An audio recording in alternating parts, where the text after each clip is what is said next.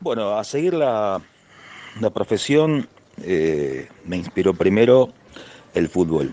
Soy sincero, eso antes que la radio, que después obviamente fue mi otra gran inspiración. La radio y soy específico en la radio, más allá de que cuando yo empecé no había todavía medios electrónicos como ahora, no había redes sociales, no había internet, no había nada de todo eso, era radio, televisión, diarios y revistas.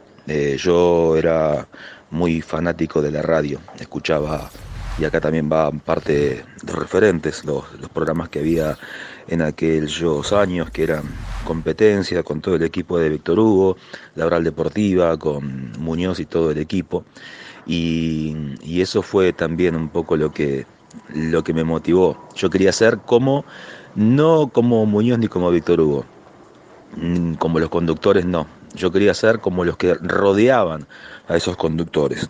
Eh, Escuchaba en esos momentos cómo cubrían los entrenamientos, qué sé yo, el Bambino Pons, el Chavo Fuchs, el ruso Ramenzoni. Esos estaban con Víctor Hugo, o todos los que hacían ese mismo trabajo con el equipo de Muñoz en Radio Rivadavia. Yo quería trabajar como ellos, estando al lado de los jugadores, cubriendo entrenamientos y hablar por radio. O sea que ahí está la inspiración y están los referentes, que eran varios. Pero, pero quiero remarcar esa parte también, que los referentes no eran los líderes, no era el relator, no era el comentarista, sino que eran todos los que rodeaban a las grandes figuras de ese momento.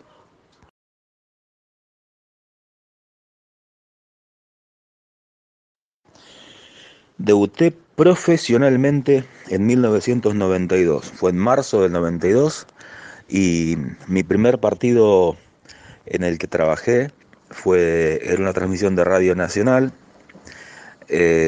haciendo la conexión en ese momento del partido Quilmes Independiente, ganó Quilmes 2-0. Esto fue en marzo de 1992.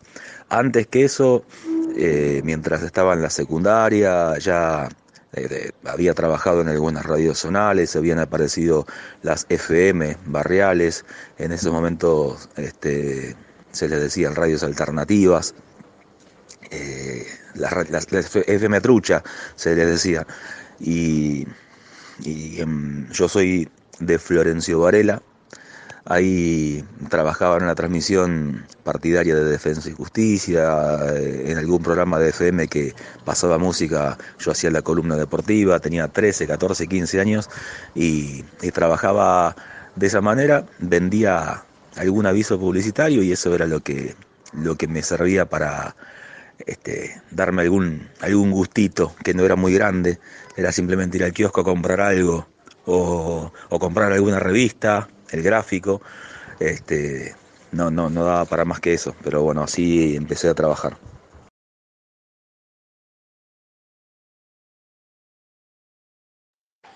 No, no, jamás pensé abandonar la profesión, jamás. Gracias a Dios, nunca estuve sin trabajo, salvo por una decisión personal eh, en el año 1999 que fui a trabajar al exterior, pedí un permiso sabiendo que iba a volver. Pero no era abandonar la profesión, sino hacer un parate, un paréntesis de solamente unos meses, sabiendo que iba a hacer este viaje e iba a volver después. Eh, y decía, gracias a Dios, siempre pude vivir de mi trabajo desde muy chico. Gracias a mi trabajo eh, hice mi casa, construí una familia, eh, así que no, jamás pensé abandonar.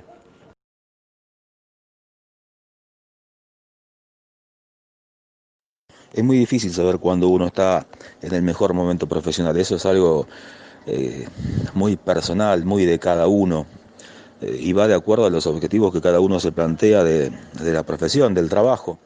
Está aquel que quiere ser famoso antes que periodista. Está aquel que quiere ser periodista y estar en el anonimato. Y está aquel que simplemente quiere vivir del periodismo porque es su vocación, su profesión, y ese es mi caso. Eh, Sinceramente a mí no me interesa la fama, nunca me interesó. Hace muchísimos años que trabajo de esto. Tengo 46 y desde mi adolescencia estoy trabajando en radio. Esto es como la pregunta que se hace, ¿llegaste? Y no sé qué es llegar. Cada uno eh, pensará de manera diferente.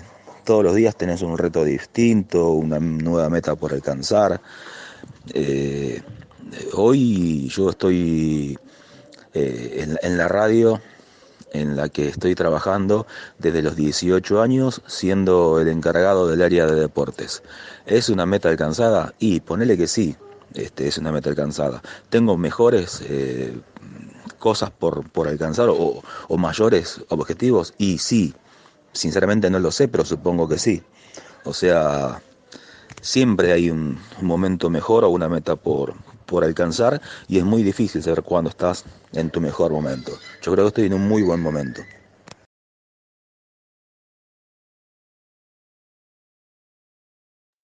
Va esta respuesta de la mano de la anterior también. Siempre hay metas por cumplir y siempre surgen nuevas. Y eso es también una cosa muy linda que tiene esta profesión, este trabajo. Siempre surge alguna competición nueva, siempre surge algo por cubrir, siempre surge algún proyecto laboral nuevo, siempre hay nuevas metas que hoy por ahí uno no las sabe, mañana las tiene y se pone ese objetivo por cumplir. Así que es algo que también nunca se sabe, pero siempre aparece algo.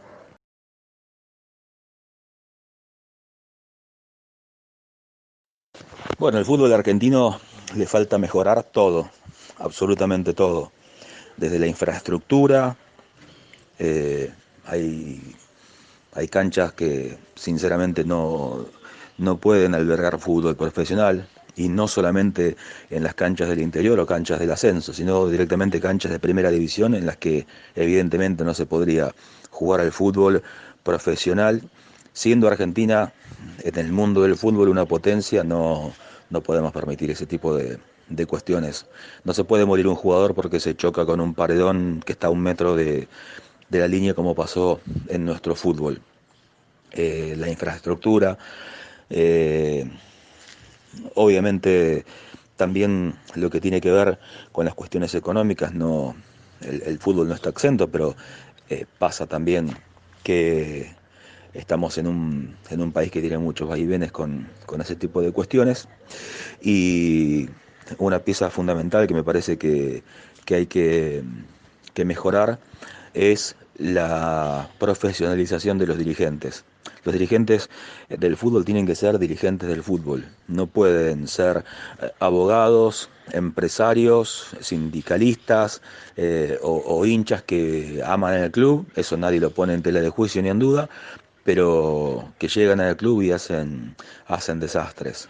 No hay un club que no tenga deuda, no hay un club que esté financieramente acomodado, no hay un club que se pueda decir, mira qué ejemplo que es, no solamente desde el fútbol, sino desde lo institucional.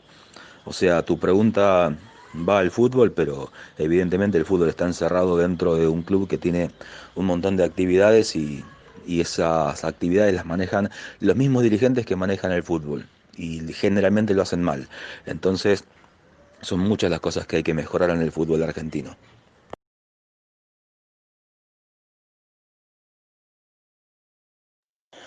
Otra pregunta muy difícil de responder, si el deporte en general fue puesto en un segundo plano, porque también todo tiene que partir desde una comparación, en este caso, para mi punto de vista. Es decir, si yo tengo que elegir, si tengo 100 pesos y tengo que ponerlos en un hospital o en el deporte, y yo creo que los pondría en un hospital, eh, o al menos le daría 90 al hospital y 10 al deporte. ¿Y eso es ponerlo en un segundo plano? Pregunto, ¿o es hacer alguna cosa lógica? Lo que pasa que aquí también es verdad que ese tipo de medidas no se han tomado, porque tampoco es que le demos 100 a los hospitales y nada a los deportes. Yo no creo que se haya puesto en un segundo plano al deporte, sí creo que no se hizo por el deporte todo lo que se pudo haber hecho, tanto desde el ámbito estatal como desde el ámbito privado.